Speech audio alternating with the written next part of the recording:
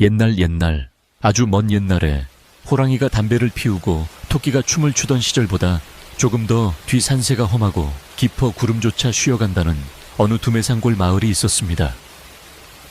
사방이 높은 산으로 둘러싸여 있어 해가 늦게 뜨고 일찍 지는 이곳은 바람소리와 물 흐르는 소리가 세상의 전부인 양고요하고 평화로운 곳이었습니다.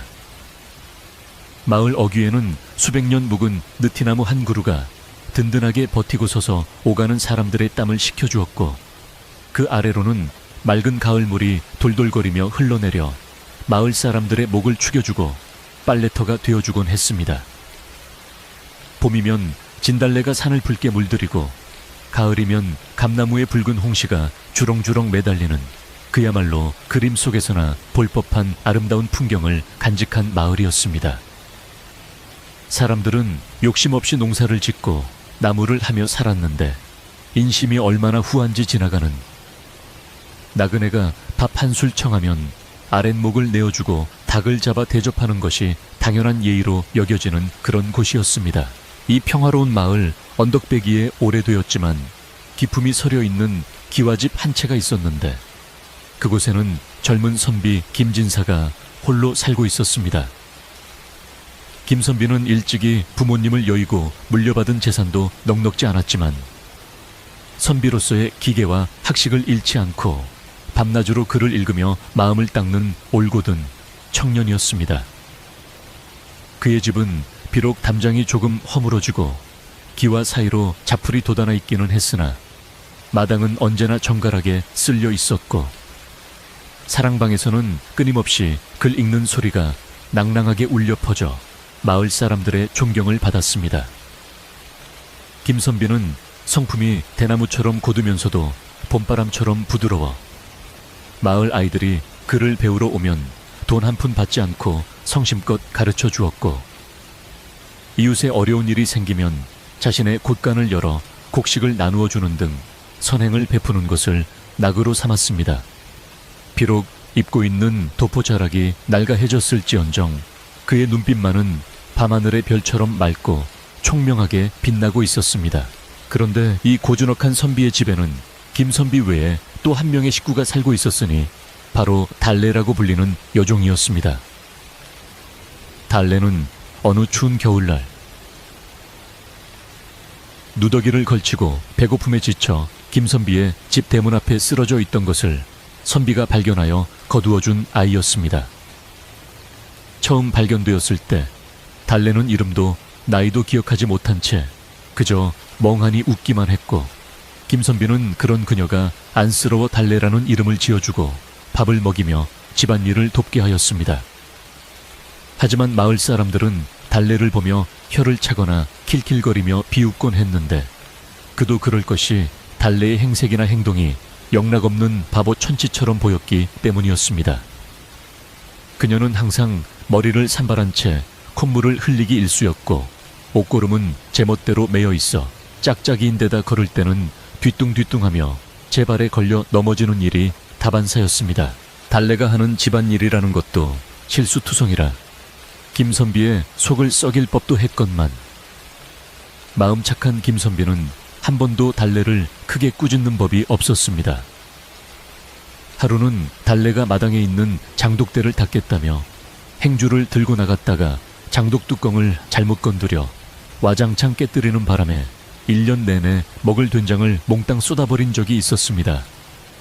쨍그랑하는 소리에 놀라 뛰어나온 김선비가 본 광경은 깨진 독조각 사이에 주저앉아 울상을 짓고 있는 달래와 온 마당에 진동하는 된장 냄새였습니다. 보통의 주인이라면 불호령을 내리고 당장 내쫓아도 시원찮을 일이었지만, 김선비는 오히려 놀란 달래를 다독이며 다친 곳은 없는지 먼저 살폈습니다. 달래야 장독은 다시 담그면 되지만 사람이 다치면 돌이킬 수 없는 법이다. 네가 다치지 않았으니 천만다행이구나. 라며 부드럽게 타이르는 선비의 말에 달래는 훌쩍거리며, 나리마님 죄송해요. 제가 쥐를 잡으려다가 그만 하고 말도 안 되는 변명을 늘어놓았고, 선비는 그저 허허 웃으며 넘길 뿐이었습니다. 또 어떤 날은 달래가 밥을 짓는답시고 아궁이에 불을 너무 세게 지펴 밥을 시커멓게 태워 먹거나 반대로 물을 한강처럼 부어 죽도 밥도 아닌 희멀건 덩어리를 밥상에 올리기도 했습니다. 숯덩이가 된 밥을 받아든 김선비는 허허, 오늘 밥은 구수한 누룽지 맛이 일품이겠구나 라며 불평 한마디 없이 숟가락을 들었고, 물이 흥건한 밥을 보며 목이 말랐던 참인데 국과 밥을 한 번에 먹으니 좋구나 라고 농담을 던지며 달래에 무한함을 덜어주었습니다. 마을 아낙네들은 우물가에 모여 빨래를 하며 김선빈의 이야기를 꽃피우곤 했습니다. 아이고, 저 착해 빠진 김진사 양반, 저런 멍청한 종년을 데리고 사느라 고생이 이만저만이 아니야. 그러게 말일세, 밥이나 제대로 얻어먹고 다니는지 모르겠어. 지난번에는 달래, 그년이 빨래를 한답시고 가을께 나왔다가 옷을 몽땅 떠내려 보냈다지 뭔가. 사람들은 혀를 끌끌 차며 김선비를 동정했지만 정작 김선비는 달래가 있어 적막한 집안에 웃음꽃이 핀다며 그녀를 식구처럼 아꼈습니다. 하지만 누구도 눈치채지 못한 비밀이 하나 있었으니 그것은 바로 달래가 혼자 있을 때 보여주는 전혀 다른 모습이었습니다. 모두가 잠든 깊은 밤, 달이 구름 뒤에 숨고 소쩍새 소리만 처량하게 들려올 때면 달래는 슬그머니 자리에서 일어나 마당으로 나오곤 했습니다. 낮에는 그렇게 흐리멍덩하고 초점 없던 눈동자가 밤 공기를 마시는 순간 서늘하리 많지 맑고 총명하게 빛나기 시작했습니다. 굽었던 허리는 꼿꼿하게 펴졌고 뒤뚱거리던 걸음걸이는 소리 없이 날렵하여 마치 밤이슬을 밟는 고양이처럼 우아했습니다. 달래는 마당 한 구석에 쪼그리고 앉아 낮에 자신이 깨뜨린 장독 조각들을 살피거나 김선비가 읽다가 둔 책들을 먼발치에서 훑어보곤 했습니다. 그녀의 입계는 낮에 짓던 바보 같은 해실거림 대신 깊은 생각에 잠긴 듯 단 단호하고도 슬픈 미소가 서려 있었습니다. 사실 달래는 글을 읽을 줄 알았습니다. 아니, 단순히 읽는 수준을 넘어 김선비가 공부하는 난해한 경전들의 뜻을 꿰뚫어 볼 만큼 깊은 학식을 감추고 있었습니다. 어느 날 밤 김선비가 서재에서 글을 읽다가 난해한 구절에 막혀 한숨을 내쉬며 잠시 자리를 비운 사이 달래는 몰래 방으로 들어가 책상 위에 펼쳐진 책을 들여다보았습니다. 그리고는 붓을 들어 귀퉁이에 아주 작은 글씨로 해석의 실마리가 될 만한 문구를 적어놓고는 감쪽같이 사라졌습니다. 돌아온 김선비는 책 귀퉁이에 적힌 글귀를 보고 깜짝 놀랐으나 자신이 예전에 적어두고 잊어버린 것이라 생각하고 무릎을 치며 깨달음을 얻었을 뿐 감히 부엌대기 달래가 쓴 것이라고는 상상조차 하지 못했습니다. 달래는 그렇게 그림자처럼 김선비를 도우며 자신의 정체를 철저히 숨기고 있었습니다. 계절은 흘러 어느덧 찬바람이 불고 낙엽이 우수수 떨어지는 늦가을이 되었습니다. 마당에는 누런 은행잎과 붉은 단풍잎이 수북이 쌓여 발을 디딜 때마다 바스락거리는 소리가 났습니다. 김선비는 아침 일찍 일어나 마루에 앉아 맑은 공기를 마시며 실을 읊조리고 있었고 달래는 마당을 쓴답시고 커다란 대빗자루를 들고 나와 먼지만 잔뜩 일으키고 있었습니다. 애취.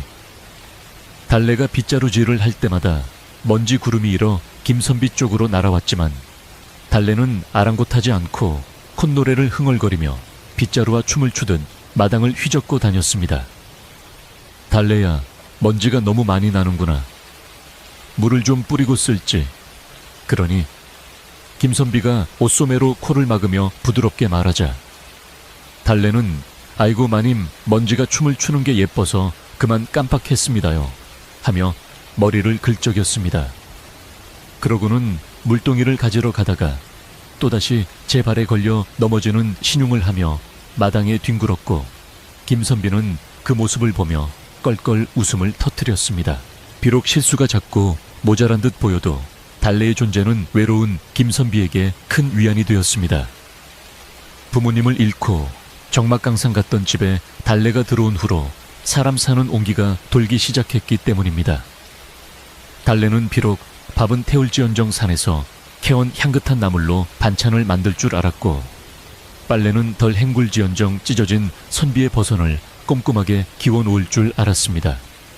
특히 달래가 가끔 산에서 캐오는 약초들은 효험이 기가 막혀 김선비가 감기 기운이 있거나 몸이 허할 때 달래가 달여오는 정체불명의 탕약을 마시면 씻은 듯이 낫곤 했습니다. 김선비는 그저 달래가 산신령의 도움이라도 받는 모양이라고 생각했지만, 사실 그것은 달래가 약초의 성질과 의술에 대해 해박한 지식을 가지고 있었기에 가능한 일이었습니다. 그녀는 일부러 탕약 그릇에 숯검댕을 묻히거나 맛을 쓰게 만들어 자신의 솜씨를 감추었지만, 그 안에 담긴 정성만은 숨길 수가 없었습니다. 그러던 어느 날 평화롭던 마을에 묘한 긴장감이 감돌기 시작했습니다. 장터에 나갔던 마을 사람들이 웅성거리며 낯선 소문을 물고 들어왔기 때문입니다. 여보게 들었나 저 아랫마을 부잣집이 하루아침에 망했다지 뭔가. 먼 친척이라는 사람이 찾아와서는 문서란 문서는 다 가로채고 식구들을 내쫓았다던데. 세상에 그런 날강도가 어디 있나 관에서는 뭘 하고. 그게 서류가 워낙 감쪽 같아서 관에서도 손을 쓸 수가 없었다지. 뭐야. 그런데 그놈이 이번에는 우리 마을 쪽으로 오고 있다는 소문이 있어. 우물가에 모인 아낙네들의 수다 소리는 바람을 타고 김선비의 집 담장을 넘어 달래의 귀에도 들어갔습니다. 마당에서 콩을 고르던 달래의 손길이 순간 멈칫했습니다. 그녀의 눈동자가 흔들리더니 이내 콩 바구니를 내려놓고 살인문 쪽을 뚫어지게 응시했습니다. 평소의 멍한 표정은 온데간데 없고 마치 다가오는 먹구름을 감지한 산짐승처럼 예리하고 경계심 가득한 눈빛이었습니다. 하지만 달래는 곧바로 다시 바보 같은 표정을 지으며 콧물을 훌쩍였습니다. 김선비가 마실을 다녀오며 대문을 들어서자 달래는 쪼르르 달려나가 나리만님 오셨어요. 제가 콩을 이만큼이나 골랐는데 벌레 먹은 게 반이라 다 버렸지 뭐예요. 헤헤 하며 바구니를 내밀었습니다. 김선비는 텅 빈 바구니를 보며 쓴웃음을 지었지만 달래의 머리를 쓰다듬으며 그래 벌레 먹은 것을 먹을 수는 없지. 잘했다. 수고했어. 라고 칭찬해 주었습니다. 김선비는 마을의 흉흉한 소문에 대해서는 전혀 모르는 눈치였고 그저 맑은 가을 하늘을 바라보며 시 한 수 읊는 것에 만족해하는 듯했습니다. 달래는 그런 김선비의 뒷모습을 바라보며 속으로 깊은 한숨을 삼켰습니다. 그녀는 본능적으로 알고 있었습니다. 이 평화롭고 따뜻한 집에 시커먼 그림자가 들이우고 있다는 것을, 그리고 자신이 더 이상 바보 노릇만 하고 있을 수는 없게 될지도 모른다는 것을 말입니다. 그날 밤 바람소리가 유난히 거칠게 창호지 문을 흔들었습니다. 김선비는 일찍 잠자리에 들었지만 달래는 부엌 한 구석에 앉아 꺼져가는 아궁이 불빛을 바라보며 밤을 지새웠습니다. 타닥타닥 타오르는 장작불 소리에 섞여 멀리서 개 짖는 소리가 들려왔습니다. 달래는 품속에서 낡은 비단 주머니 하나를 꺼내어 만지작거렸습니다. 그것은 그녀가 이 집에 처음 올 때부터 몸에 지니고 있던 유일한 물건으로 그녀의 과거와 정체를 알고 있는 단서였습니다. 주머니 속에는 옥으로 만든 작은 도장 하나가 들어있었는데 달래는 그것을 꽉 쥐며 입술을 깨물었습니다. 지켜야 해. 이 집도 선비님도 그리고 나 자신도. 그녀의 입에서 흘러나온 목소리는 낮지만 단단한 결의에 차 있었습니다. 내일이면 마을에 낯선 손님이 찾아올 것이라는 예감이 그녀의 등줄기를 서늘하게 만들었습니다. 다음 날 아침 해가 중천에 뜨도록 늦잠을 잔 달래가 부스스한 머리로 마당에 나왔을 때 대문 밖에서 굵직한 남자의 목소리가 들려왔습니다. 이리 오너라 주인장 계쇼. 우렁찬 소리에 놀란 닭들이 푸드덕거리고 마루에서 책을 읽던 김선비가 의아한 표정으로 고개를 들었습니다. 달래는 마당을 쓸던 빗자루를 꽉 쥐었습니다. 올 것이 왔구나. 그녀는 짐짓 놀란 척하며 대문 쪽으로 엉거주춤 다가갔습니다. 대문이 열리고 갓을 쓴 건장한 사내 하나와 짐꾼처럼 보이는 남자가 들어섰습니다. 사내는 기름진 얼굴에 가늘게 찢어진 눈을 하고 있었는데 그 눈빛이 어찌나 음흉하고 탐욕스러운지 한눈에 보기에도 선량한 사람은 아니었습니다. 그는 마당을 쓱 훑어보고는 마루에 앉아있는 김선비를 향해 과장된 몸짓으로 인사를 올렸습니다. 아이고, 이게 누구십니까? 김진사님, 아니십니까? 저를 기억하시겠습니까? 진사님의 먼 당숙벌 되는 칠성이라고 합니다요.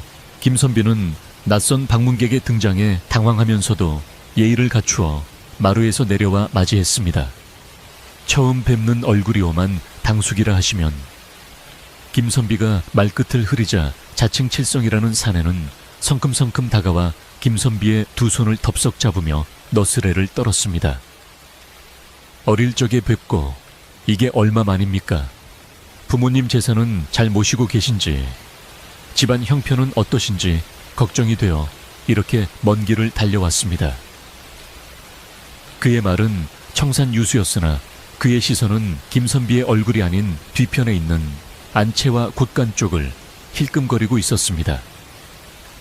달래는 그 모습을 놓치지 않았습니다. 사내의 번들거리는 눈빛이 집에 있는 감나가는 물건들을 감정하듯 훑고 지나가는 것을 보며 달래는 본능적으로 적개심을 느꼈습니다. 하지만 그녀는 재빨리 고개를 숙이고 빗자루를 거꾸로 든 채 아이고, 손님이 오셨네, 손님이 오셨어 하며 바보처럼 소리치며 마당을 빙빙 돌기 시작했습니다. 칠성은 그런 달래를 혐오스럽다는 듯이 쳐다보며 코를 찡긋했습니다. 저런 미천하고 모자란 계집을 데리고 사시다니. 김진사님도 참 딱하십니다 그려. 내 오늘 온 김에 집안 정리도 좀 도와드리고 사람 구실 못하는 것들은 내치도록 도와드리지요. 칠성이 거만하게 말하며 안방으로 들어가려 하자 김선비는 난처한 표정으로 그를 말리지도 못하고 뒤따라 들어갔습니다. 달래는 마당에 덩그러니 남아닫힌 방문을 노려보았습니다. 바람이 불어와 마당의 낙엽을 회오리처럼 말아 올렸고 달래의 치맛자락도 거세게 휘날렸습니다. 평화롭던 김선비의 집에 폭풍우가 몰아치기 시작했음을 알리는 신호였습니다. 달래는 빗자루를 내려놓고 부엌으로 들어가며 중얼거렸습니다. 어디 한번 해보시지. 이 달래가 그리 호락호락하지 않다는 걸 보여줄 테니. 부엌칼을 도마에 내려치는 소리가 탕하고 날카롭게 울려 퍼지며 이야기는 새로운 국면으로 접어들 준비를 마쳤습니다. 칠성이라는 자가 사랑방에 짐을 푼 그날부터 김선비의 고즈넉하던 집안 공기는 순식간에 바뀌어 버렸습니다. 마치 맑은 연못에 흙탕물을 끼얹은 듯 집안 곳곳에는 칠성의 거만하고 시끄러운 목소리가 끊이지 않고 울려 퍼졌습니다. 그는 마치 제 집 안방을 차지한 주인이라도 되는 양 아랫목 중에서도 가장 따뜻한 자리를 떡하니 차지하고 앉아 온갖 심부름을 시켜댔습니다. 여봐라, 목이 마르니 시원한 숭늉을 대령해라. 방기 너무 차구나. 군부를 더 지펴라 하며 호통을 치는 통에 김선비는 책 한 줄 제대로 읽지 못한 채 이리저리 뛰며 손님 시중을 들어야 했습니다. 선비의 체면도 잊은 채 부엌과 사랑방을 오가는 김선비의 모습은 안쓰럽기 짝이 없었으나 정작 칠성은 다리를 꼬고 앉아 곰방대를 입에 문 채 그 모습을 즐기는 듯한 표정이었습니다. 점심때가 되자 칠성은 더욱 노골적으로 본색을 드러내며 김선비에게 무리한 요구를 하기 시작했습니다. 내 먼 길 오느라 기력이 쇠하였으니 닭이라도 한 마리 잡아서 몸보신을 좀 시켜주게. 술도 한 병 있으면 더 좋고 말이야. 김선비의 집 형편에 닭을 잡는다는 것은 명절이나 제사 때가 아니면 상상도 할 수 없는 큰일이었으나 마음 약한 김선비는 당숙이라는 사람을 굶길 수 없다며 기르던 씨암탉을 잡으려 했습니다. 달래는 부엌 문틈으로 이 광경을 지켜보며 주먹을 꽉 쥐었습니다. 그 닭이 어떤 닭인가? 매일 아침 따끈한 달걀을 낳아주어 김선비의 밥상에 오르는 유일한 단백질 공급원이었는데 저런 날강도 같은 자의 뱃속으로 들어간다니 분통이 터질 노릇이었습니다. 하지만 달래는 짐짓 아무것도 모르는 척 마당으로 뛰쳐나가 꼬꼬댁 꼬꼬 하며 닭을 쫓는 신용을 하며 오히려 닭들이 도망갈 수 있도록 울타리 문을 슬쩍 열어두었습니다. 그러나 칠성의 성화에 못 이겨 결국 이웃집에서 닭을 빌려오게 되었고 달래는 억울한 마음을 꾹 누르며 솥에 불을 지폈습니다. 달래가 닭백숙을 끓이는 동안 사랑방에서는 칠성이 김선비를 앉혀두고 본격적으로 탐색전을 벌이고 있었습니다. 그래, 자네 부친께서 남기신 전답 문서는 잘 보관하고 있는가? 요즘 세상이 흉흉하여 문서를 노리는 도적대가 많다지 않나? 내가 한번 봐주고 정리를 좀 해주어야 할 텐데. 칠성의 목소리는 짐짓 걱정하는 척 부드러웠으나 그 눈은 먹이를 노리는 독사처럼 번들거리고 있었습니다. 김선비는 예, 안방 깊숙한 곳에 있는 낡은 반다디 안에 잘 넣어두었습니다. 아버님 때부터 내려오는 것이라 제가 감히 손도 대지 않고 있습니다. 라고 순진하게 대답했습니다. 그 말을 들은 칠성의 입계는 비릿한 미소가 번졌고 그는 만족한 듯 무릎을 탁 치며 암그래야지. 역시 조카님은 효심이 지극하구먼. 이라며 너스레를 떨었습니다. 그때 달래가 김이 모락모락 나는 닭백숙 상을 들고 비틀거리며 방 안으로 들어왔습니다. 일부러 발을 헛디딘 척하며 상을 기우뚱하자 국물이 칠성의 옷자락에 튀었습니다. 아이고 뜨거워라. 이 미련한 곰탱이 같은 년이 눈을 어디다 달고 다니는 개냐. 칠성이 벌떡 일어나며 고래고래 소리를 질렀고 달래는 바닥에 주저앉아 죄송합니다요. 날이 문지방이 갑자기 솟아오르는 바람에 그만 하며 말도 안 되는 변명을 늘어놓으며 엉엉 우는 신용을 했습니다. 김선비가 황급히 수건을 가져와 칠성의 옷을 닦아주며 아이가 좀 모자라서 그러니 너그럽게 용서하십시오. 제가 대신 사과드리겠습니다. 라고 머리를 조아렸습니다. 칠성은 분이 풀리지 않는지 씩씩거리며 달래를 노려보았지만 김선비의 만류에 억지로 자리에 앉으며 혀를 찼습니다. 달래는 눈물을 훔치는 척하며 소매 사이로 칠성의 표정을 살폈는데 그가 화를 내면서도 곁에 둔 보찜을 황급히 챙기는 모습을 놓치지 않았습니다. 소문은 발달린 말보다 빠르다더니 칠성이 김선비 집에 눌러 앉았다는 소식은 반나절도 되지 않아 온 마을에 퍼졌습니다. 우물가에 모인 아낙네들은 빨래 방망이질을 멈추고 수군거리기 바빴습니다. 글쎄, 그 김진사 댁에 왔다는 친척 양반 말이야 인상이 영 좋지 않더라고. 지난 장날 저 아랫마을 주막에서 술판을 벌이고 행패를 부리던 그자가 맞는 것 같아. 한 아주머니가 목소리를 낮추며 말하자 옆에 있던 할머니가 맞장구를 쳤습니다. 내 말이 그 말이야. 듣자 하니 옆고을 최 부자네 집도 먼 친척이라며 찾아온 놈한테 홀랑 속아서 논이고 바치고 다 뺏겼다지 뭔가. 김진사 그 양반 사람을 너무 잘 믿어서 탈인데 큰일 났어. 큰일 났어. 마을 사람들은 김선비를 걱정하면서도 혹시라도 칠성의 해코지를 당할까 두려워 대놓고 나서지는 못하고 그저 멀리서 혀만 찰 뿐이었습니다. 해가 뉘엿뉘엿 넘어가고 땅거미가 질 무렵 이웃집에 사는 꼬부랑 할머니가 김선비의 집 살인문을 조심스럽게 두드렸습니다. 평소 김선비를 친손자처럼 아끼던 분으로 콩이며 깨를 수시로 가져다 주던 고마운 분이었습니다. 김선비가 마당으로 나오자 할머니는 주위를 두리번거리며 살피더니 김선비의 소매를 잡아 끌고 구석진 곳으로 데려갔습니다. 진사 양반 내 말 허투루 듣지 말게. 지금 와 있는 그 손님 아무래도 수상쩍어. 내 눈은 못 속여. 눈빛이 딱 도둑놈 눈빛이야. 절대 문서 같은 거 보여주지 말고 밥만 먹여서 얼른 보내게. 할머니의 목소리는 떨리고 있었지만 김선비는 그저 온화하게 웃으며 할머니의 손을 잡았습니다. 할머니 걱정해 주셔서 고맙습니다. 하지만 제 당숙 되시는 분입니다. 겉모습은 좀 투박하셔도 속정은 깊은 분일 겁니다. 너무 염려 마세요. 김선비의 답답할 정도로 착한 대답에 할머니는 가슴을 치며 돌아설 수밖에 없었습니다. 한편 칠성은 김선비가 할머니와 이야기를 나누는 사이 안방과 건너방을 기웃거리며 집안 구조를 파악하고 있었습니다. 그는 김선비가 말한 반다디가 어디 있는지 찾기 위해 눈에 불을 켜고 두리번거렸습니다. 그때 부엌 쪽에서 달래가 불쑥 튀어나왔습니다. 아이고 깜짝이야. 손님 날이. 거기서 뭐 하셔요? 쥐 잡으셔요. 달래는 콧물을 훌쩍이며 칠성에게 다가갔고 칠성은 소스라치게 놀라며 뒷걸음질 쳤습니다. 에이 재수 없어.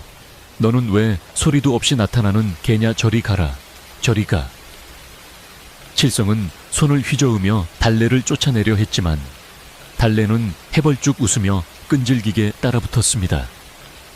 쥐 잡는 거면 제가 선수인데 제가 잡아드릴까요? 찍찍. 달래가 칠성의 바지가랑이를 잡고 늘어지자 칠성은 질색하며 방으로 도망치듯 들어가 버렸습니다. 달래는 닫힌 방문을 보며 싸늘하게 식은 눈빛으로 입꼬리를 올렸습니다. 곡간을 털러 온 쥐새끼가 누군지 내 곳 밝혀주마. 밤이 깊어지자 상골 마을의 어둠은 더욱 짙어졌고 풀벌레 소리조차 숨을 죽인 듯 고요했습니다.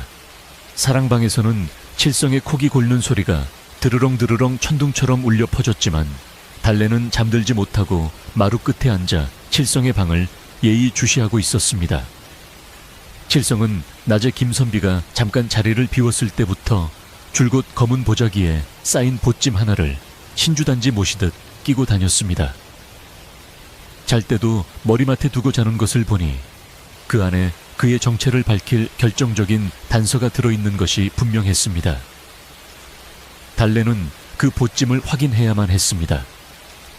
무작정 훔쳐보다 들키면 오히려 도둑으로 몰릴 수 있기에 달래는 확실하고 자연스러운 방법을 생각해야 했습니다. 그녀는 부엌으로 가서 물 한 사발을 떠놓고 아궁이에 재를 조금 섞어 검은 물을 만들었습니다. 그리고는 깊은 숨을 내쉬며 사랑방 문을 조심스럽게 열었습니다. 나리, 목마르시지 않으셔요. 달래가 모기만한 목소리로 부르며 방 안으로 들어섰습니다. 칠성은 세상 모르고 자고 있었고 예상대로 보찜은 그의 베개 옆에 놓여 있었습니다. 달래는 짐짓 비틀거리는 척하며 보찜 쪽으로 다가갔습니다. 발이 꼬인 척하며 어이쿠 하는 소리와 함께 들고 있던 물사발을 보찜 위로 쏟아버렸습니다. 차가운 물벼락에 놀란 칠성이 으앙 뭐야 하며 벌떡 일어났습니다. 아이고 죽을 죄를 졌습니다요. 제가 그만 밤눈이 어두워서. 달래는 엎드려 비는 신용을 하면서도 재빨리 젖은 보찜을 수건으로 닦는 척하며 그 내용물을 손으로 더듬었습니다. 칠성은 잠결에 봉변을 당해 정신이 없는 와중에도 보찜을 뺏으려 달려들었습니다. 이 미친년이 이게 어떤 물건인데. 칠성이 달래를 거칠게 밀쳐내며 소리를 질렀지만 달래의 손끝에는 이미 보찜 속 물건에 감촉이 전해진 뒤였습니다. 달래가 느낀 것은 단순한 옷가지가 아니었습니다. 딱딱한 나무 상자와 그 안에 겹겹이 쌓인 종이 뭉치, 그리고 무엇보다 결정적인 것은 묵직한 쇠붙이의 느낌이었습니다. 그것은 일반적인 여행객이 들고 다닐 만한 물건이 아니었습니다. 아마도 위조된 인장이나 남의 집 문서를 위조하기 위한 도구들이 분명했습니다. 칠성은 젖은 보찜을 끌어안고 사색이 되어 달래에게 발길질을 해댔습니다. 당장 나가 꼴도 보기 싫으니 당장 꺼져. 그 소란에 김선비가 눈을 비비며 달려왔습니다. 무슨 일입니까? 아니 달래야, 네가 왜 여기에? 김선비는 난장판이 된 방과 흠뻑 젖은 칠성을 보고 어쩔 줄 몰라 했습니다. 칠성은 씩씩거리며 소리쳤습니다. 인연이 나를 죽이려고 작정을 했소. 한밤중에 물을 끼얹다니. 이게 제정신인 종년이요. 김선비는 연신 허리를 숙여 사과했습니다. 죄송합니다. 아이가 잠결에 몽유병기가 있어서 실수를 한 모양입니다. 내일 날이 밝는 대로 단단히 주의를 주겠습니다. 김선비는 달래를 데리고 방을 나갔고 칠성은 젖은 보찜을 다시 단단히 싸매며 분을 사겼습니다. 마당으로 끌려 나온 달래는 김선비에게 꾸중을 들었지만 그녀의 마음속은 오히려 차분하게 가라앉아 있었습니다. 확신이 섰기 때문입니다.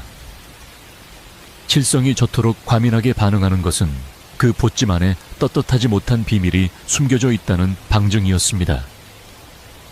게다가 젖은 보자기 사이로 언뜻 보였던 종이의 질감은 관에서 쓰는 관인 용지와 매우 흡사했습니다. 달래는 훌쩍이는 척하며 부엌으로 들어갔지만 어둠 속에서 빛나는 그녀의 눈동자는 내일 있을 방역을 준비하고 있었습니다. 다음 날 아침 집안 분위기는 살얼음판을 걷는 듯 냉랭했습니다. 칠성은 밤새 한숨도 못 잤는지 눈이 퀭하고 신경질적인 모습이었습니다. 그는 더 이상 친절한 척 연기할 여유가 없어진 듯 아침 밥상을 받자마자 숟가락을 던지며 트집을 잡기 시작했습니다. 밥이 이게 뭐야? 모래가 씹히잖아. 종년을 교육을 어떻게 시켰길래 이 모양이야. 칠성의 고함에 김선비는 묵묵히 고개를 숙이고 있었고 달래는 마당 구석에서 빗자루를 들고 벌벌 떠는 척했습니다. 하지만 이것은 시작에 불과했습니다. 칠성은 식사를 마치자마자 김선비를 불러 앉혔습니다. 조카님, 어제 일도 있고 해서 내가 마음이 편치 않네. 내 이참에 집안 재산을 좀 정리해서 내가 관리해주는 게 좋겠네. 자네 같은 새님이 이런 거친 종년 하나 제대로 못 다스리는데 재산인들 제대로 지키겠나. 칠성은 본색을 드러내며 문서와 도장을 내놓으라고 노골적으로 요구하기 시작했습니다. 김선비는 당황한 기색이 역력했습니다. 당숙님, 그게 무슨 말씀이신지. 집안의 재산은 제가 알아서 잘 건사하고 있습니다. 갑자기 관리를 해주시겠다니요. 김선비가 완곡하게 거절하려 하자 칠성은 책상을 쾅 치며 험악한 표정을 지었습니다. 이 사람이 어른이 말하면 듣는 신용이라도 해야지. 어디서 말대꾸인가. 내 자네를 생각해서 하는 말인데 고마운 줄도 모르고. 칠성의 목소리가 담장을 넘어갈 정도로 커지자 지나가던 마을 사람들이 하나둘씩 대문 기웃거렸습니다. 칠성은 오히려 잘됐다는 듯 사람들 들으라는 듯이 더 크게 소리쳤습니다. 동네 사람들, 내 조카가 이리도 어리석소 멍청한 종년 하나 때문에 집안이 망조가 들었는데도 정신을 못 차리니 내 집안 어른으로서 가만히 있을 수가 없소이다. 칠성은 이제 김선비를 무능한 사람으로 몰아쓰고 자신이 정당한 관리자인 양 행세하려 하고 있었습니다. 달래는 부엌 문 뒤에서 이 모든 상황을 지켜보고 있었습니다. 칠성의 수법은 치졸하고 악랄했습니다. 마을 사람들을 증인 삼아 김선비를 압박하고 그 혼란을 틈타 문서를 가로채려는 속셈이 뻔했습니다.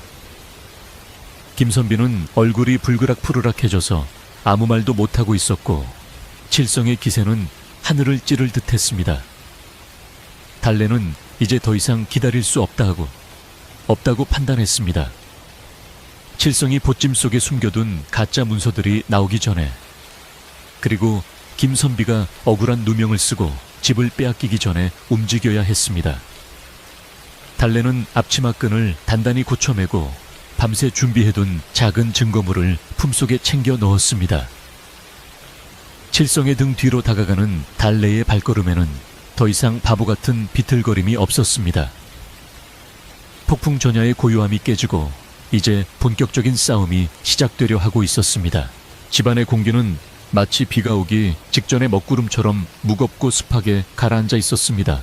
칠성이 본색을 드러내며 재산 관리권을 요구한 이후 김선비의 얼굴에서는 웃음기가 완전히 사라져 버렸습니다. 선비는 밤새 한숨을 쉬며 방안을 서성였고 칠성은 그런 선비의 우유부단함을 비웃기라도 하듯 더욱 거만하게 행동했습니다. 칠성은 이제 아예 대놓고 집안의 가장 노릇을 하려 들었습니다. 그는 곳간 열쇠를 내놓으라 윽박지르고 김선비가 아끼던 서책들을 돈도 안 되는 종이 쪼가리라 부르며 마당에 내팽개치기도 했습니다. 김선비는 조상대대로 내려온 책들이 흙바닥에 뒹구는 것을 보고 가슴이 미어지는 듯 했으나 당숙이라는 자의 폐악질에 기가 눌려 감히 맞서지 못하고 그저 떨리는 손으로 책을 주워 담을 뿐이었습니다. 달래는 멀리서 이 광경을 지켜보며 이를 뿌드득 갈았습니다. 저 무지하고 탐욕스러운 자가 감히 선비님의 영혼과도 같은 책을 모욕하다니 용서할 수 없는 일이었습니다. 그러던 중 집안에 더욱 흉흉한 일이 벌어지기 시작했습니다. 김선비가 아끼던 작은 은수저 한 벌이 감쪽같이 사라진 것입니다. 그 은수저는 돌아가신 어머니가 남긴 유품으로 김선비가 제사 때나 꺼내 쓰는 귀한 물건이었습니다. 김선비가 안색이 하얗게 질려온 집안을 뒤지는 동안 칠성은 혀를 차며 팔짱을 끼고 서 있었습니다. 쯧쯧 내가 뭐라 했는가. 집안 단속을 제대로 못하니 도둑이 드는 게야. 집안에 손버릇 나쁜 쥐새끼가 한 마리 있는 것 같은데 어디 한번 잘 찾아보게나. 칠성은 노골적으로 달래가 있는 부엌 쪽을 눈짓으로 가리켰습니다. 김선비는 설마 달래가 그럴 리 없습니다. 그 아이는 좀 모자라긴 해도 손버릇이 나쁜 아이는 아닙니다. 라고 손사래를 쳤지만 칠성은 코웃음을 치며 달래를 마당으로 끌어냈습니다. 달래는 영문도 모르는 척 눈을 동그랗게 뜨고 밥 줘요, 밥 먹는 거예요 라며 해실거렸습니다. 이 능청스러운 년, 네가 훔친 것을 다 알고 있다. 바른대로 대지 못할까. 칠성이 달래에 머리채를 잡으려 하자 김선비가 황급히 앞을 가로막았습니다. 당숙님, 이러지 마십시오. 증거도 없이 아이를 잡을 수는 없습니다. 하지만 칠성은 막무가내였습니다. 증거는 찾아보면 나올 게 아닌가. 전연이 거처하는 부엌 구석방을 뒤져보면 알겠지. 칠성은 김선비를 밀치고 달래의 작은 쪽방으로 성큼성큼 걸어갔습니다. 달래의 방은 누더기 이불 하나와 낡은 옷까지 몇 벌이 전부인 초라한 곳이었습니다. 칠성은 방 안을 이잡듯이 뒤지기 시작했고 이불을 들추고 옷을 헤집어 놓았습니다. 그리고는 기다렸다는 듯이 방 구석 낡은 집신 속에서 번쩍이는 무언가를 꺼내 들었습니다. 바로 사라졌던 은수저였습니다. 칠성은 의기양양한 표정으로 은수저를 흔들어 보이며 소리쳤습니다. 이것 보게 내 말이 맞지 않나. 인연이 바로 도둑년이야. 김선비는 믿을 수 없다는 표정으로 은수저와 달래를 번갈아 쳐다보았습니다. 달래야, 네가 정말 이것을... 선비의 목소리는 떨리고 있었고 눈에는 깊은 실망과 슬픔이 고여 있었습니다. 달래는 순간 가슴이 철렁 내려앉았으나 지금은 억울함을 호소할 때가 아니라는 것을 알았습니다. 칠성이 미리 숨겨둔 것이 분명했지만 지금 발뺌해봤자 칠성의 계략에 말려들 뿐이었습니다. 달래는 바보 연기를 계속하며 칠성에게 달려들어 은수저를 뺏으려 했습니다. 그거 까마귀가 물어다 준 건데 반짝반짝 예뻐서 내가 밥 먹을 때 쓰려고 했는데 내놔요. 내 거란 말이에요. 달래가 떼를 쓰며 바닥에 드러누워 발버둥을 치자 칠성은 기가 막혀서 훔친 물건을 제 것이라고 우기는 꼴 좀 보게. 이런 미친년을 집에 두고 어떻게 살았나 그래 하며 혀를 찼습니다. 김선비는 차마 달래를 꾸짖지도 못하고 그저 망연자실한 표정으로 고개를 떨구었습니다. 이 소동은 삽시간에 담장을 넘어 마을 전체로 퍼져 나갔습니다. 칠성이 일부러 대문을 활짝 열어두고 고래고래 소리를 질렀기 때문입니다. 동네 사람들 김진사네, 종년이 주인의 은수저를 훔쳤다네. 은혜를 원수로 갚는 천하의 몹쓸 년이야. 마을 사람들이 웅성거리며 대문 밖으로 모여들었습니다.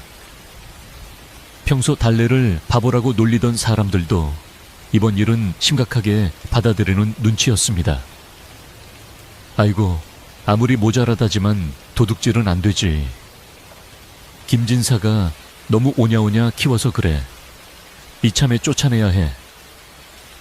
사람들의 수군거림이 비수처럼 날아와 김선비의 가슴에 박혔습니다. 김선비는 마을 사람들 앞에서 얼굴을 들지 못하고 부끄러워했습니다. 칠성은 이 기회를 놓치지 않고 마을 어르신들에게 하소연을 시작했습니다. 제가 이 집안의 어른으로서 결단을 내려야겠습니다. 내일 날이 밝는 대로 전연을 관에 넘기든지 멍석마리를 해서 쫓아내든지 하겠습니다. 밤이 되자 집안은 초상집처럼 조용해졌습니다. 김선비는 사랑방 불을 끄고 어둠 속에 앉아 있었고 달래는 부엌 구석에 쪼그리고 앉아 있었습니다. 달래는 낮의 소동으로 인해 몸과 마음이 지칠 대로 지쳐 있었지만 정신만은 더욱 또렷해졌습니다. 칠성은 내일 마을 회의를 소집하여 달래를 쫓아내고 그 기세를 몰아 김선비에게서 집 문서와 전담 문서를 넘겨받는 각서에 도장을 찍게 할 계획이었습니다. 시간이 없었습니다. 달래는 오늘 밤 안에 모든 것을 끝내야 한다고 생각했습니다. 그녀는 조심스럽게 부엌 문을 열고 마당으로 나갔습니다. 밤하늘에는 구름이 잔뜩 끼어 달빛조차 희미했습니다. 달래는 칠성이 머물고 있는 사랑방 쪽을 노려보았습니다. 고기 곪는 소리가 들리지 않는 것을 보니 그도 내일의 거사를 앞두고 잠을 설치고 있는 모양이었습니다. 달래는 발소리를 죽여 뒷마당으로 돌아갔습니다. 그곳에는 타다 남은 재를 모아두는 곳이 있었는데 달래는 낮에 칠성이 몰래 무언가를 태우는 것을 목격했었습니다. 칠성은 종이 몇 장을 아궁이가 아닌 뒷마당 으슥한 곳에서 태우며 주위를 두리번거렸습니다. 달래는 그것이 결정적인 증거일 것이라 확신했습니다. 그녀는 자의 더미를 조심스럽게 파헤쳤습니다. 검은 자의 사이로 타다 남은 종이 조각들이 보였습니다. 달래는 불씨가 남아있지 않은지 확인하며 조심스럽게 종이 조각들을 주워 들었습니다. 희미한 별빛에 비추어 본 종이 조각에는 낯익은 필체가 연습되어 있었습니다. 김광수, 바로 김선비 돌아가신 부친의 함자였습니다. 그리고 그 옆에는 조잡하게 흉내낸 인장 자국들이 찍혀 있었습니다. 칠성이 위조 문서를 만들기 위해 서명 연습을 한 흔적이었습니다. 달래의 손이 떨렸습니다. 이것만 있다면 칠성의 사기 행각을 밝혀낼 수 있었습니다. 하지만 이것만으로는 부족했습니다. 마을 사람들은 바보 달래의 말보다는 점잖은 척하는 칠성의 말을 더 믿을 것이 뻔했습니다. 더 확실하고 누구도 부정할 수 없는 한 방이 필요했습니다. 달래는 품속에 간직해온 옥도장을 다시 한번 확인했습니다. 그리고 결심한 듯 서재 쪽으로 발걸음을 옮겼습니다. 서재는 김선비가 잠들어 있는 사랑방 옆에 붙어 있었는데 다행히 문이 잠겨 있지 않았습니다. 달래는 서재에 들어가 오래된 족보함이 있는 선반으로 손을 뻗었습니다. 먼지가 뽀얗게 앉은 족보함을 열자 낡은 책들이 나란히 꽂혀 있었습니다. 달래는 빠른 손놀림으로 족보를 넘기며 칠성이 주장한 먼 당숙의 존재를 확인했습니다.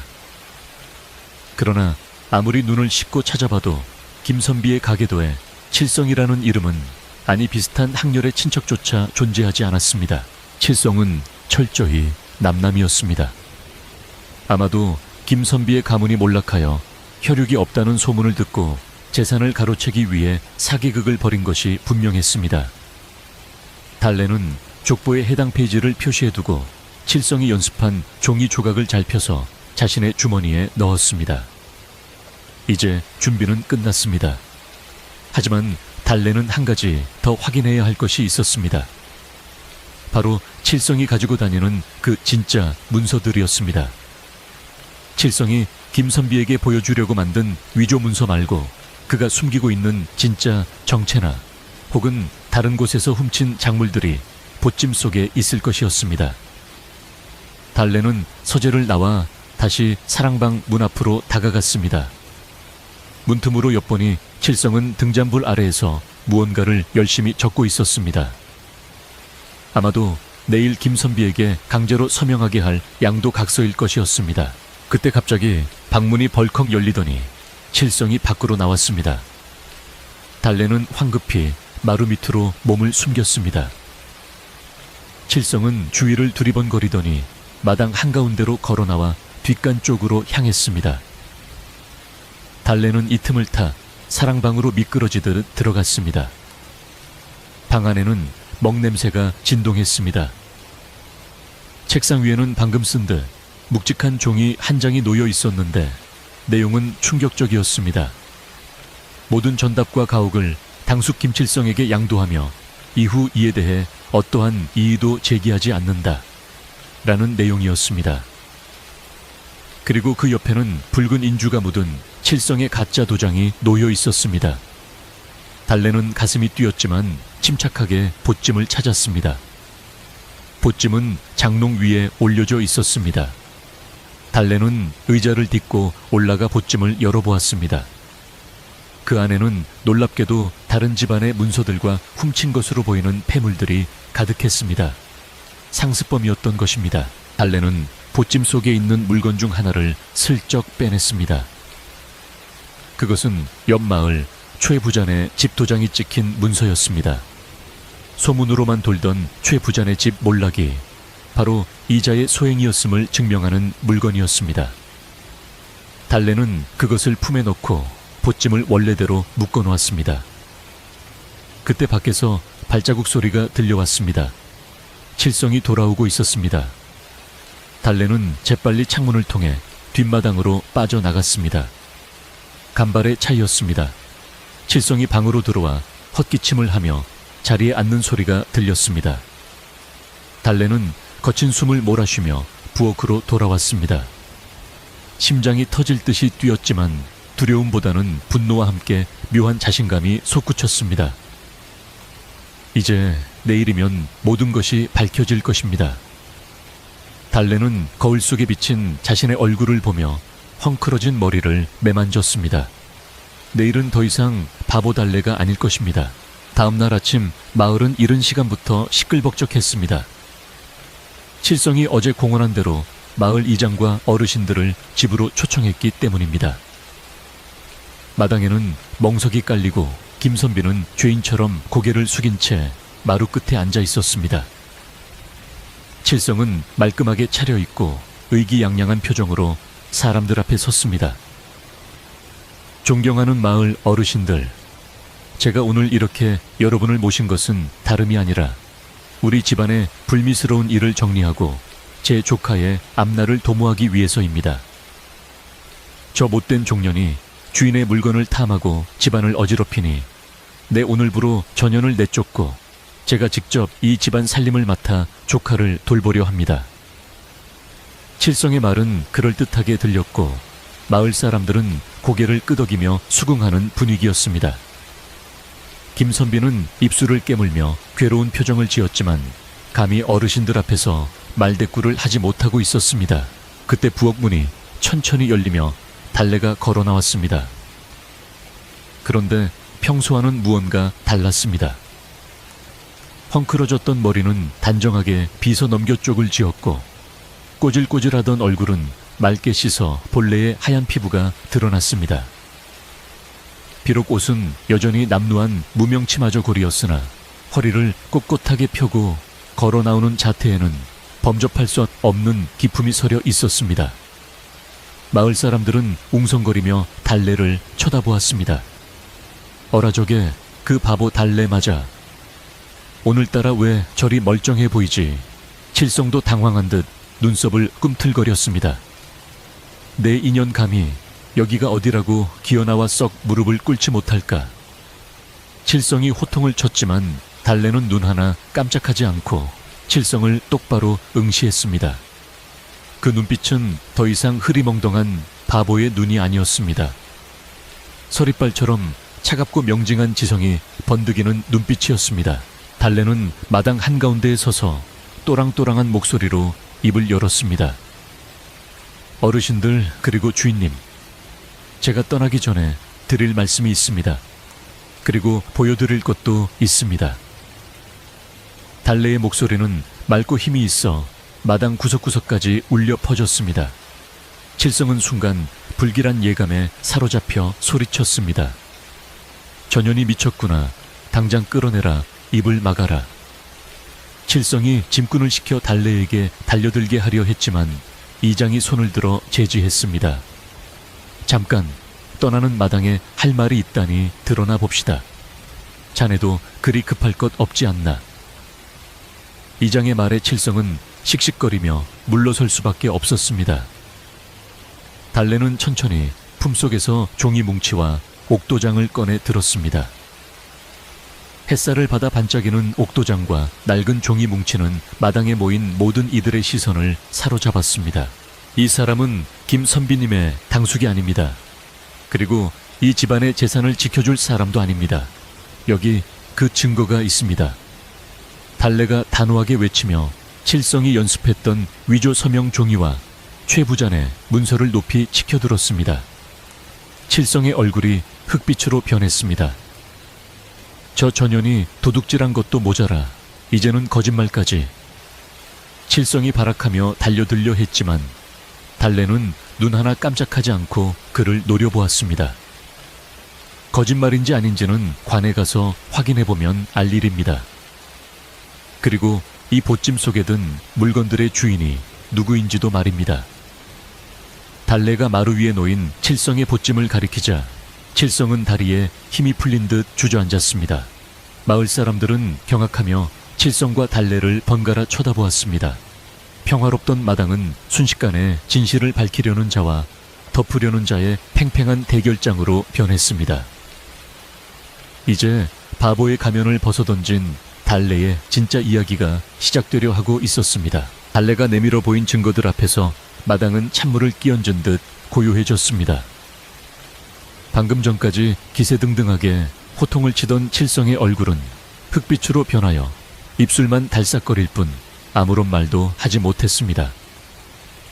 마을 어르신들과 이장은 달래가 건넨 종이 뭉치를 받아들고 꼼꼼히 살피기 시작했습니다.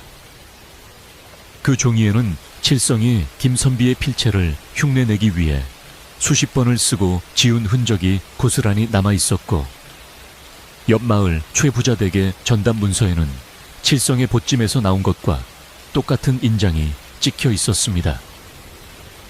그를 모르는 마을 사람들이 봐도 그것은 명백한 사기의 증거였고 칠성이 그동안 남의 재산을 가로채기 위해 얼마나 치밀하게 준비해왔는지를 보여주는 흉물스러운 흔적이었습니다. 이장이 종이를 떨며 칠성에게 물었습니다. 이게 도대체 무슨 짓인가? 남의 집 족보를 속이고 문서를 위조하다니 자네가 진정 사람의 탈을 쓰고 할 짓인가? 이장의 불호령이 떨어지자 칠성은 그 자리에 털썩 주저앉고 말았습니다. 칠성은 마지막 발악이라도 하듯 억지를 부리기 시작했습니다. 아니 그게 아니오. 전현이 나를 모함하려고 꾸민 짓이오. 저 종이 쪼가리들은 전현이 어디서 주워온 쓰레기일 뿐 나는 모르는 일이오. 그는 식은땀을 줄줄 흘리며 손을 내저었지만 이미 그의 목소리에는 힘이 없었습니다. 달래는 그런 칠성을 향해 한 걸음 더 다가갔습니다. 그녀의 표정은 차분했으나 눈빛만은 가을 서리처럼 매서웠습니다. 모르는 일이라고 하셨습니까? 그렇다면 보찜 깊숙한 곳에 숨겨둔 저 옥도장은 무엇입니까? 저 도장 밑면에 새겨진 이름이 당숙님의 이름이 아니라면 관에 가서 확인해 보아도 좋겠지요. 달래의 말에 칠성은 황급히 자신의 보찜을 움켜쥐려 했으나 이미 마을 청년들이 그의 양팔을 붙잡아 제지한 뒤였습니다. 보찜이 열리고 그 안에서 각종 위조 도장과 남의 집 문서들이 우르르 쏟아져 나오자 마을 사람들의 탄식과 분노가 터져 나왔습니다. 세상에 저런 날강도 같은 놈을 보았나. 우리 김진사를 감쪽같이 속여 먹으려 했어. 마을 사람들은 배신감에 치를 떨며 칠성에게 삿대질을 해댔습니다. 김선비는 믿기지 않는다는 표정으로 마당에 흩어진 문서들을 바라보았습니다. 자신이 그토록 믿고 의지하려 했던 당숙이 사실은 자신의 집안을 풍비박산 내러 온 사기꾼이었다니. 김선비는 충격과 배신감에 몸을 가누지 못하고 비틀거렸습니다. 그런 김선비를 부축한 것은 다름 아닌 달래였습니다. 나리마님, 정신 차리셔야 합니다. 집안을 지키셔야지요. 달래의 목소리는 부드럽지만 단호했습니다. 김선비는 멍하니 달래를 쳐다보았습니다. 바보인 줄만 알았던 아이가, 언제나 실수만 하던 아이가 지금 이 순간 가장 지혜롭고 강인한 모습으로 자신을 지켜주고 있었습니다. 김선비의 눈시울이 붉어졌습니다. 달래야, 내가 참으로 어리석었구나. 너를 몰라보고 저런 자를 집안에 들이다니. 상황이 완전히 역전되자 칠성은 이제 살려달라고 애원하기 시작했습니다. 아이고, 동네 어르신들, 제가 잠시 돈 욕심에 눈이 멀어 미친 짓을 했습니다. 한 번만 용서해 주십시오. 제발 관에는 넘기지 말아 주십시오. 그는 마당에 이마를 찌으며 빌었지만 이미 돌아선 인심을 되돌릴 수는 없었습니다. 이장은 엄한 목소리로 판결을 내렸습니다. 자네 죄는 관에 넘겨 마땅하나 우리 마을의 평화를 위해 조용히 처리하겠네. 당장 그 더러운 짐을 싸서 우리 마을을 떠나게.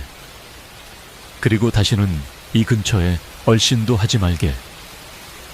만약 또다시 나타난다면 그때는 국법으로 다스릴 걸세. 마을 사람들도 당장 꺼져라. 어디서 또 사기를 치려고 하며 소리쳤습니다. 칠성은 허둥지둥 보찜을 챙기려 했으나 마을 청년들이 훔친 물건들은 모두 빼앗고 오직 그가 입고 온 옷가지와 빈 보찜만을 던져주었습니다. 칠성은 쥐구멍이라도 찾고 싶은 심정으로 신발도 제대로 신지 못한 채 도망치듯 대문을 빠져나갔습니다. 뒤도 돌아보지 않고 줄행랑을 치는 그의 뒷모습은 처량하기 그지없었습니다. 며칠 전 거들먹거리며 들어왔던 위풍당당함은 온데간데 없고 욕심에 눈이 멀어 모든 것을 잃은 초라한 사내만이 남아있을 뿐이었습니다. 칠성이 마을 어귀를 돌아 사라질 때까지 마을 사람들은 대문 밖에서 그를 지켜보며 혀를 찼습니다. 인과응보지 인과응보야. 착한 김진사를 해코지하려다 천벌을 받은 개야. 사람들은 칠성이 사라진 길을 향해 소금을 뿌리며 부정을 씻어냈습니다. 그렇게 마을을 뒤흔들었던 소동은 달래의 지혜 덕분에 큰 화를 면하고 막을 내리게 되었습니다. 폭풍우가 지나간 자리에는 다시금 고요가 찾아왔지만 마당에 남은 사람들의 마음속에는 아직 놀라움과 의문이 가득했습니다. 사람들의 시선은 자연스럽게 달래에게로 쏠렸습니다. 바보 천치인 줄 알았던 여종이 어떻게 글을 읽고 저토록 똑 부러지게 사리분별을 할 수 있었는지 모두가 궁금했습니다. 이장이 조심스럽게 물었습니다. 달래야, 네가 글을 안다는 것도 놀랍지만 그동안 어찌하여 바보 행세를 하며 지냈던 개년의 정체가 도대체 무엇이냐? 김선비 역시 떨리는 눈빛으로 달래를 바라보았습니다. 달래는 잠시 망설이는 듯하더니 옴매무새를 단정히 하고 김선비와 마을 어르신들을 향해 큰 절을 올렸습니다. 그리고는 무릎을 꿇고 앉아 차분한 목소리로 자신의 숨겨진 이야기를 풀어놓기 시작했습니다. 그녀의 목소리는 마치 오래된 이야기책을 읽어주듯 잔잔하게 마당에 울려 퍼졌습니다. 사실 저는 천한 신분이 아닙니다. 제 아버님은 한양에서 벼슬을 지내시던 분으로 김선비님의 부친과는 막역한 벗사이셨습니다. 달래의 입에서 나온 말은 충격적이었습니다. 그녀는 계속해서 말을 이었습니다. 몇 해 전 아버님께서 억울한 누명을 쓰고 역적으로 몰려 집안이 풍비박산 났습니다. 관군들이 들이닥치기 전 아버님께서는 저에게 이 옥도장을 쥐어주시며 살아서 훗날을 도모하라고 하셨습니다. 저는 유모의 도움으로 간신히 몸을 피했으나 갈 곳이 없어 정처없이 떠돌게 되었습니다. 달래의 눈가의 물기가 어렸습니다. 마을 사람들은 숨을 죽이고 그녀의 기구한 사연에 귀를 기울였습니다. 그러다 김선비님의 부친께서 이곳 낙향하여 사신다는 소식을 듣고 찾아왔으나 이미 돌아가신 뒤였고 김선비님 홀로 계신 것을 알게 되었습니다. 제 신분이 드러나면 역적의 딸을 숨겨준 죄로 선비님께 해가 될까 두려워 기억을 잃은 바보 행세를 하며 숨어 지냈던 것입니다. 이야기를 듣던 김선비의 눈에서 뜨거운 눈물이 흘러내렸습니다. 아, 그토록 귀한 분의 따님인 줄도 모르고 내가 그동안 자네에게 시킨 고된 일들을 어찌 갚으란 말인가. 김선비는 자책하며 고개를 들지 못했습니다. 마을 아낙네들도 옷고름으로 눈물을 훔치며 훌쩍거렸습니다. 아이고, 그 어린 것이 얼마나 무섭고 힘들었을꼬. 바보짓을 하면서 속은 얼마나 타들어갔을까. 달래는 김선비를 향해 미소 지으며 말했습니다. 아닙니다, 선비님. 선비님께서 거두어 주시지 않았다면 저는 길가에서 굶어 죽었을 목숨입니다. 따뜻한 밥을 주시고 비바람을 피하게 해주신 것만으로도 은혜는 차고 넘칩니다. 제가 바보처럼 굴어도 한 번도 타박하지 않으시고 가족처럼 대해주신 그 마음 평생 잊지 못할 것입니다. 달래의 진심 어린 고백에 마당은 숙연해졌고 사람들의 마음속에는 따뜻한 감동이 밀려왔습니다. 모든 오해가 풀리고 진실이 밝혀지자 마을 사람들은 안도의 한숨을 내쉬었습니다. 정말 다행이야.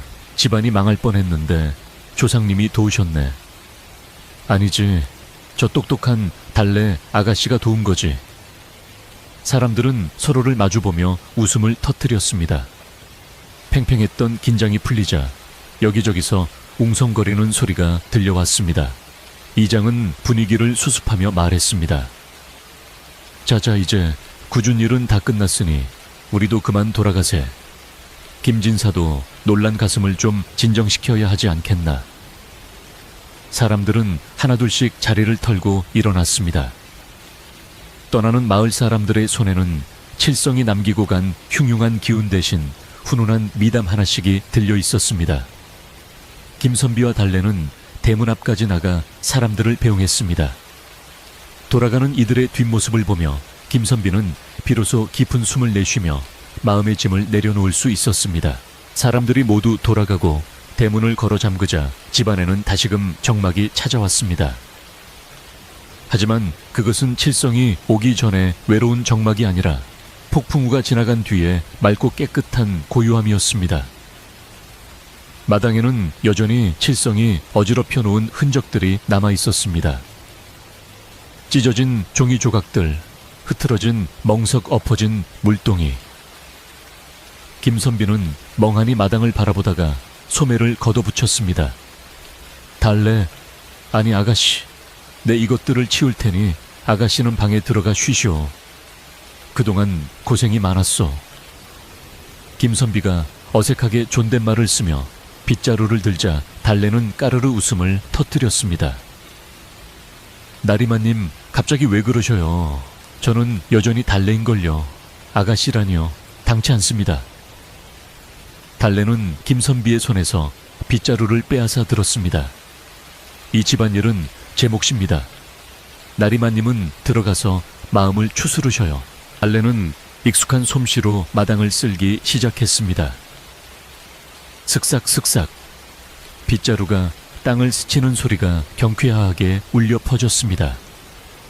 그 소리는 마치 칠성이 남기고 간 탐욕과 거짓의 먼지를 모두 쓸어내고 집안에 깃든 나쁜 기운을 몰아내는 주술처럼 들렸습니다. 김선비는 그런 달래를 말리지 못하고 대신 마당 한쪽에 흩어진 책들을 주워 담으며 정리를 도왔습니다.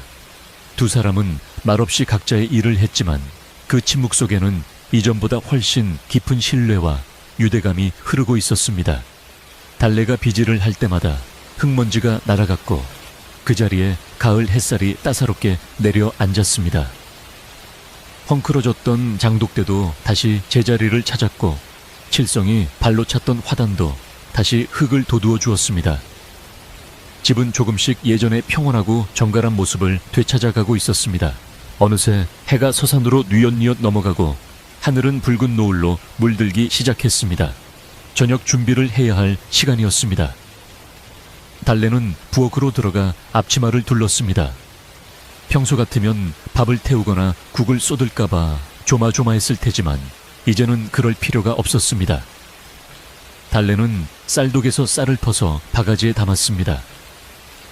쌀을 씻는 물소리가 찰찰찰 맑게 들려왔습니다. 아궁기에 불을 지피는 손길도 거침이 없었습니다. 타닥타닥 장작 타는 소리와 함께 구수한 밥 냄새가 피어올랐습니다. 달래는 찬장에서 말린 시래기를 꺼내어 물에 불리고 된장을 풀어 보글보글 찌개를 끓였습니다. 칠성이 잡아먹으려 했던 닭이 낳은 달걀도 2개 꺼내어 곱게 풀어서 찜을 했습니다. 부엌에서 들려오는 도마소리 보글거리는 찌개 소리는 집안에 생기를 불어넣었고 부넣었고 김선비의 얼어붙었던 마음도 따뜻하게 녹여주었습니다. 김선비는 사랑방 마루에 앉아 부엌에서 피어오르는 연기를 바라보았습니다. 굴뚝으로 모락모락 피어오르는 하얀 연기는 평화의 상징과도 같았습니다. 지난 며칠간 칠성 때문에 제대로 된 밥 한 끼 먹지 못하고 마음을 졸였던 시간들이 주마등처럼 스쳐 지나갔습니다. 그리고 그 모든 위기의 순간마다 자신을 지켜주었던 달래의 존재가 새삼 크게 다가왔습니다. 바보인 줄만 알았던 아이가 사실은 자신보다 훨씬 깊고 넓은 마음을 가진 사람이었다는 사실에 김선비는 고마움과 부끄러움을 동시에 느꼈습니다. 그는 서재에서 붓을 들어 하얀 종이 위에 글귀 하나를 적어 내려갔습니다. 지혜는 어둠 속에서 빛을 발하고 진심은 말이 없어도 통한다. 김선비는 붓을 내려놓고 창밖을 보며 미소 지었습니다. 이제 이 집에는 더 이상 속임수도 근심도 없을 것입니다. 밥상이 다 차려지자 달래는 정성스럽게 상을 들고 마루로 나왔습니다. 김이 모락모락 나는 하얀 쌀밥과 구수한 시래기, 된장국, 그리고 노란 달걀찜이 정갈하게 차려져 있었습니다. 나리마님 진지 드셔요. 오늘은 태우지 않고 아주 잘 되었답니다. 달래가 장난스럽게 말하며 상을 내려놓았습니다. 김선비는 상을 받으며 달래에게 자리에 앉으라고 손짓했습니다. 달래야, 오늘부터는 너도 이 상에서 같이 먹자꾸나. 부엌 구석에서 찬밥 먹는 것은 이제 그만하거라. 달래는 손사래를 쳤지만 김선비의 간곡한 눈빛을 이기지 못하고 마루 끝에 조심스럽게 걸터 앉았습니다. 두 사람은 나란히 앉아 저녁을 먹기 시작했습니다. 숟가락이 그릇에 부딪히는 다그락 소리가 정겹게 들렸습니다. 따뜻한 국물이 목을 타고 넘어가자 긴장이 풀리며 온몸이 노곤해졌습니다. 어둠이 완전히 내려앉은 산골마을. 김선비의 집 창문에는 은은한 호롱불빛이 새어나왔습니다. 담장 밖에서는 풀벌레들이 합창을 시작했고 밤바람은 대나무 숲을 스치며 사각거리는 소리를 냈습니다. 그 소리는 마치 오늘 하루 큰일을 치러낸 두 사람에게 보내는 자연의 자장가처럼 들렸습니다. 칠성이 몰고 왔던 먹구름은 완전히 걷히고 하늘에는 어느새 별이 하나둘씩 총총히 떠오르고 있었습니다. 달래는 밥그릇을 비우고 김선비에게 따뜻한 숭늉을 건넸습니다. 숭늉 그릇을 받아든 김선비의 얼굴에는 더 이상 근심의 그림자가 없었습니다. 그저 평온하고 넉넉한 웃음만이 가득할 뿐이었습니다. 그렇게 폭풍 같았던 하루가 저물어가고 집은 다시금 세상에서 가장 안전하고 따뜻한 보금자리가 되었습니다. 폭풍우가 휩쓸고 지나간 자리에 비로소 찾아온 아침은 그 어느 때보다 눈부시고 투명했습니다. 지난밤의 소란을 위로하려는 듯 하늘은 구름 한 점 없이 높고 파랬으며 산등성이에 걸린 안개는 아침 햇살을 받아 영롱한 진주빛으로 반짝였습니다. 김선비는 평소보다 이른 시각에 눈을 떴지만 몸은 솜털처럼 가볍고 머릿속은 맑은 샘물처럼 개운했습니다. 방문을 열고 마루로 나서자 코끝을 스치는 공기에서 더 이상 칠성이 풍기던 탁한 욕심의 냄새는 맡을 수 없었습니다. 대신 마당 구석구석에서 피어오르는 젖은 흙내음과 뒷산에서 불어오는 솔향기가 그 빈자리를 채우고 있었습니다. 마당의 감나무 가지에 앉은 까치 한 쌍이 깍깍하고 경쾌하게 울어대니 김선비의 입가에는 저절로 옅은 미소가 번졌습니다. 집안을 짓누르던 검은 그림자가 완전히 걷히고 고택은 본래의 평온하고 기품 있는 모습을 되찾은 것입니다. 김선비가 마당으로 내려서서 기지개를 켜고 있을 때 부엌에서 달래가 나오는 모습이 보였습니다. 어제와 마찬가지로 단정하게 머리를 빗어 넘기고 깨끗한 앞치마를 두른 달래의 모습은 참으로 단아해 보였습니다. 예전처럼 콧물을 흘리거나 발을 헛디디며 넘어지는 바보스러운 모습은 어디에서도 찾아볼 수 없었습니다. 달래는 김선비를 보자 허리를 숙여 공손하게 아침 문안 인사를 올렸습니다.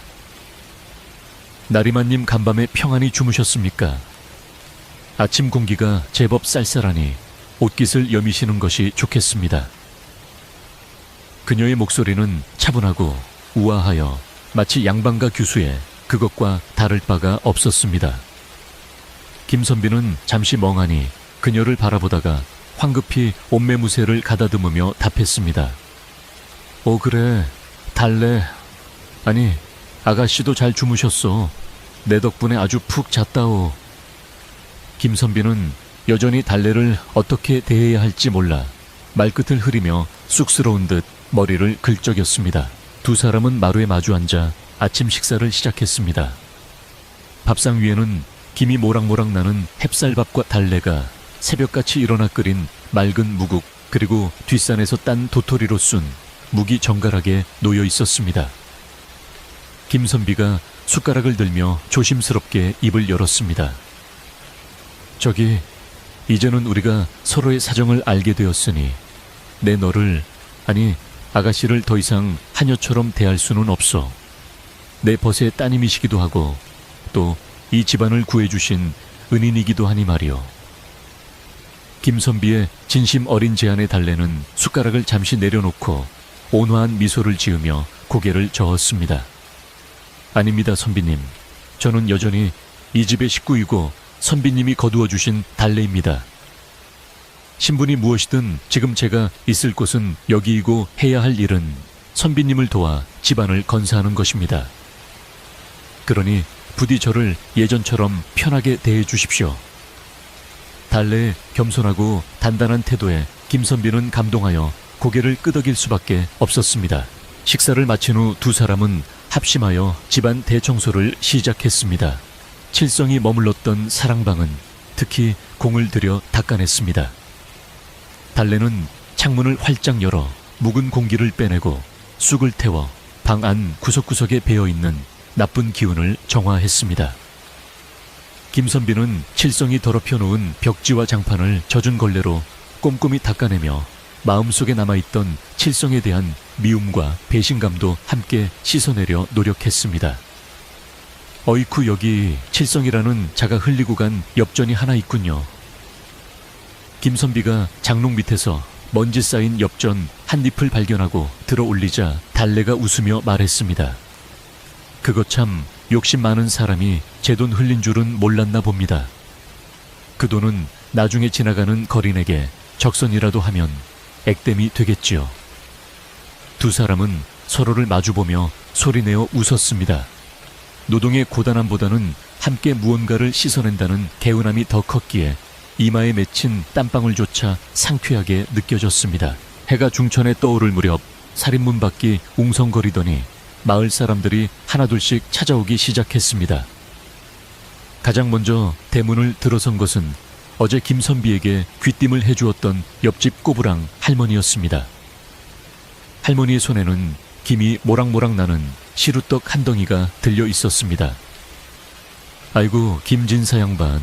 어제는 내가 마음이 안 놓여서 잠을 다 설쳤지 뭔가. 이제 다 해결됐다니 얼마나 다행인가 몰라. 할머니가 떡을 건네자 뒤이어 들어온 마을 안악들도 저마다 손에 들고 온 달걀이며 고구마감 등을 마루에 내려놓았습니다. 미안하네, 미안해. 우리가 사람 볼 줄을 몰라서 자네를 오해했어. 저리 똑똑한 달래를 바보라고 놀렸으니 우리 죄가 크네.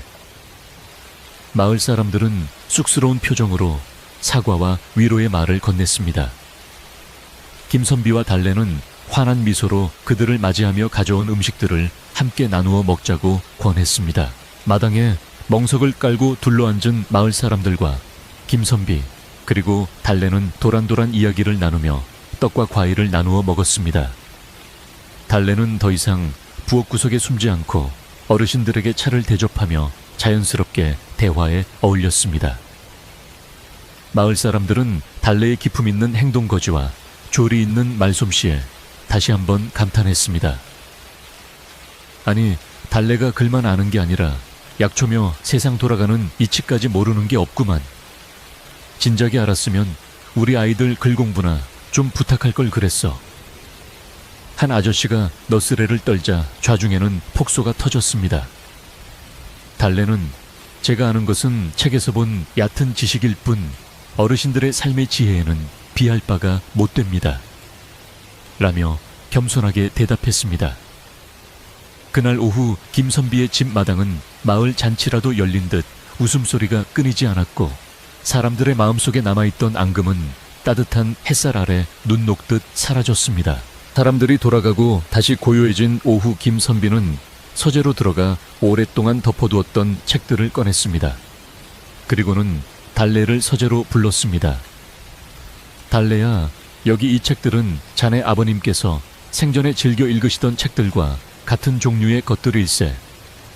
자네가 글을 안다는 것을 알았으니 이제 굳이 몰래 훔쳐보지 말고 여기서 마음껏 읽게나. 김선비는 서재 한 구석에 작은 찻상과 방석을 마련해주며 달래에게 자리를 권했습니다. 달래는 감격스러운 표정으로 책들을 어루만졌습니다. 선비님, 정말 그래도 되겠습니까? 여종이 주인님의 서재에 드는 것은 예법에 어긋나는 일입니다만. 허허, 이 사람아, 학문을 논하는데 귀천이 어디 있고 남녀가 어디 있겠나. 자네는 내 버시자 스승이 될 수도 있는 사람이야. 김선비의 호탕한 웃음에 달래는 조심스럽게 자리에 앉아 책을 펼쳤습니다. 서재에는 책장이 넘어가는 소리와 두 사람의 숨소리만이 고요하게 채워졌습니다. 그날부터 김선비의 집 풍경은 조금 달라졌습니다. 낮에는 각자의 일을 부지런히 하다가도 해가 지고 저녁을 먹은 뒤에는 사랑방에 불을 밝히고 함께 책을 읽거나 담소를 나누는 것이 일상이 되었습니다. 김선비가 읽다가 막히는 구절이 있으면 달래가 조용히 뜻을 풀이해 주었고, 달래가 궁금해하는 세상 이야기가 있으면 김선비가 자신이 겪은 일들을 들려주었습니다. 때로는 시를 지어 서로 주고받기도 했는데 달래의 시는 섬세하고 애달픈 반면 김선비의 시는 소박하고 따뜻하여 묘한 조화를 이루었습니다. 창호지 문에 비친 두 사람의 그림자는 마치 오누이 같기도 하고 오랜 지기 같기도 하여 보는 이로 하여금 절로 미소 짓게 만들었습니다.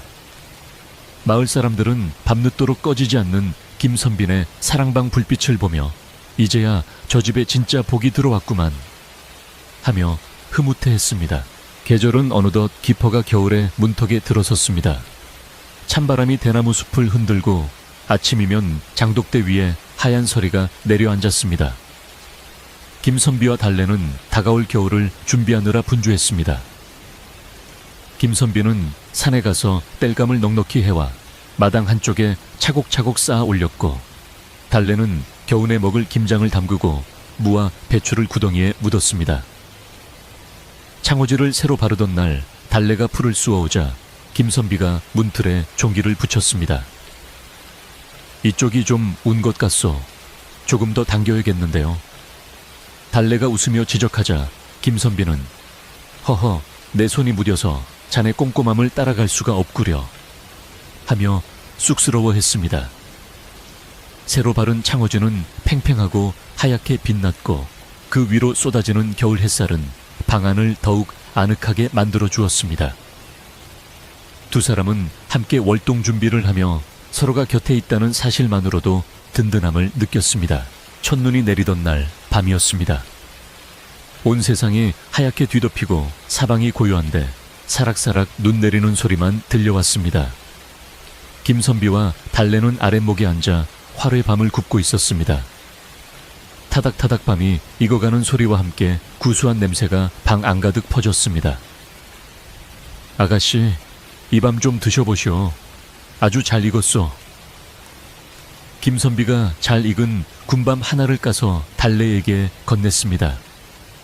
달래는 호호 불며 밤을 받아들고는 행복한 표정으로 오물오물 씹었습니다.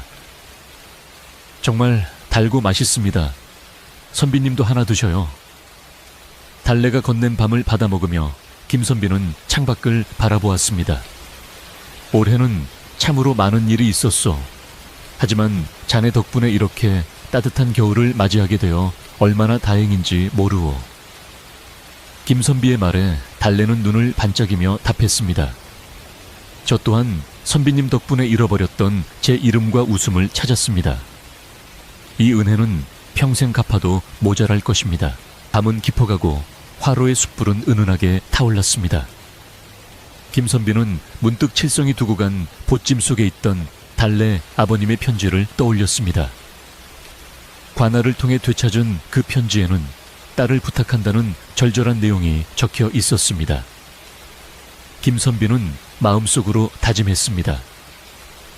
내 목숨이 다하는 날까지 이 아이를 지키고 그 재주가 세상에 쓰일 수 있도록 도우리라. 달래 또한 김선비의 맑은 눈동자를 바라보며 생각했습니다. 이분의 곁에서라면 더 이상 두려울 것이 없다. 이 평화로운 상월 마을에서 책을 읽고 자연을 벗삼아 소박하게 늙어가는 것도 나쁘지 않으리라. 두 사람 사이에는 굳이 말로 하지 않아도 통하는 깊은 신뢰와 정의가 흐르고 있었습니다. 밖에는 한방눈이 펑펑 쏟아져 세상의 모든 허물을 덮어주고 있었고 방 안은 두 사람의 온기로 훈훈했습니다. 시간이 흘러 마을에는 다시 평화로운 일상이 계속되었습니다.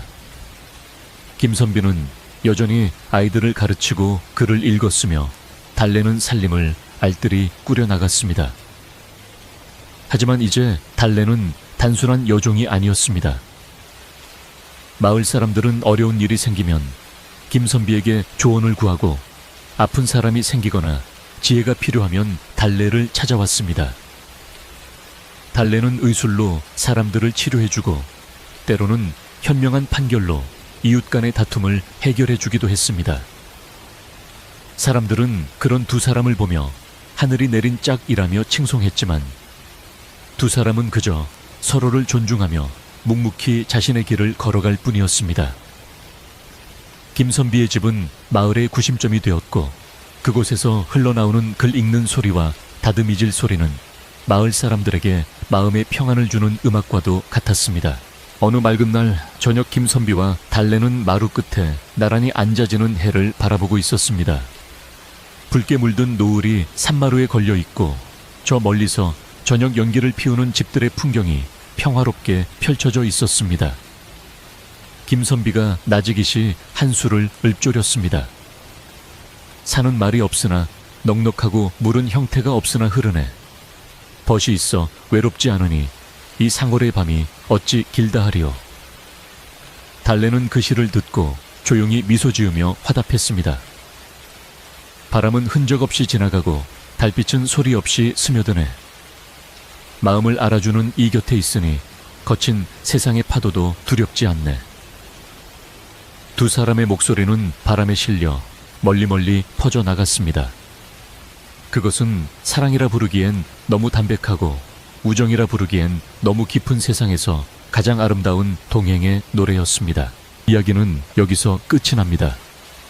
어수룩한 바보인 줄 알았으나 누구보다 지혜로웠던 달래와 유약해 보였으나 누구보다 따뜻한 마음을 가졌던 김선비는 그 후로도 오랫동안 그 상월 마을 기와집에서 서로를 의지하며 행복하게 살았다고 합니다. 봄이면 진달래 꽃 따서 화전을 부쳐 먹고 여름이면 시원한 계곡물에 발을 담그고 가을이면 붉은 홍시를 나누어 먹으며 겨울이면 따뜻한 아랫목에서 옛날 이야기를 나누면서 말이지요.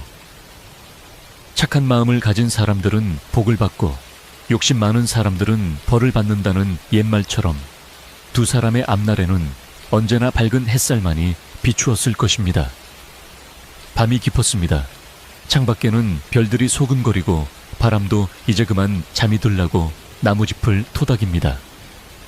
오늘 밤 여러분의 꿈속에도 달래의 지혜와 김선비의 따뜻함이 깃들기를 바랍니다. 그럼 안녕히 주무세요.